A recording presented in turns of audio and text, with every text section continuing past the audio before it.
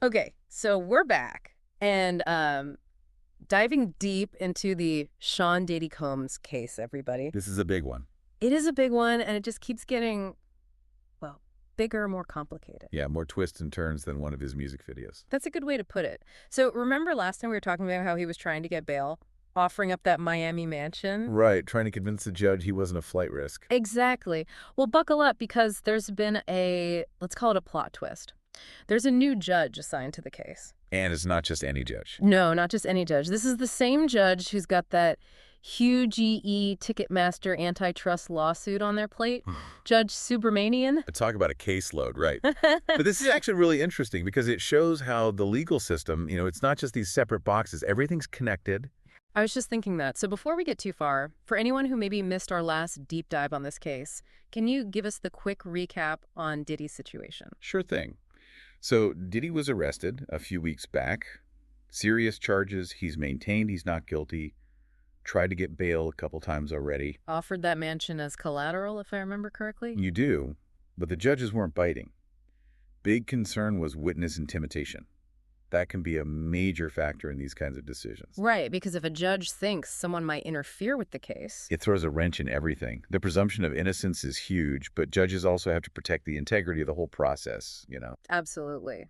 So, new judge, Judge Subramanian, what do we know about this judge? What's their style? Okay, so from what we've seen, Subramanian is known for being extremely thorough, especially when it comes to these bail applications. Doesn't just rubber stamp things. So not starstruck by Diddy, then? Doubtful. There was actually this case a while back, a CEO accused of fraud offered up like 10 million bucks in collateral. 10 million? 10 million. Subramanian still denied bail, felt the risk of that witness tampering was just too high, even with all that cash on the line. Wow. Okay, so no nonsense kind of judge. This is where it gets really interesting, I think. Because you've got Diddy's case, super high profile, everyone's watching. And then on the other hand, you've got this massive Ticketmaster case. Multiple states are involved, tons of witnesses. It's going to be a marathon, not a sprint. And we read they might be looking at interviewing something like 80 witnesses just for the Ticketmaster thing. That's the word on the street. And, every witness means more time, more resources. Subramanian's going to have to balance all of that. Talk about a juggling act. No kidding.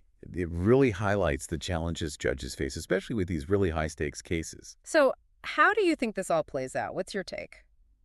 Well, it's tough to say for sure, but one thing's for certain. Judge Subramanian's going to have their hands full. No doubt. And it'll be interesting to see if the whole Diddy case gets slowed down at all because of the Ticketmaster suit. That's the million-dollar question. Could be that Diddy's lawyers are a little anxious right now, hoping for a speedy resolution. I bet. And, this is why we do these deep dives, right? It's not just about the headlines and the gossip. It's about understanding the nuances, the players, the way these cases can intersect. And for anyone out there who thinks legal stuff is boring, think again. This is real-life high drama. And the outcome here, it could have ripples far beyond just Diddy. Exactly. So keep those eyes peeled, folks. Things are about to get very interesting.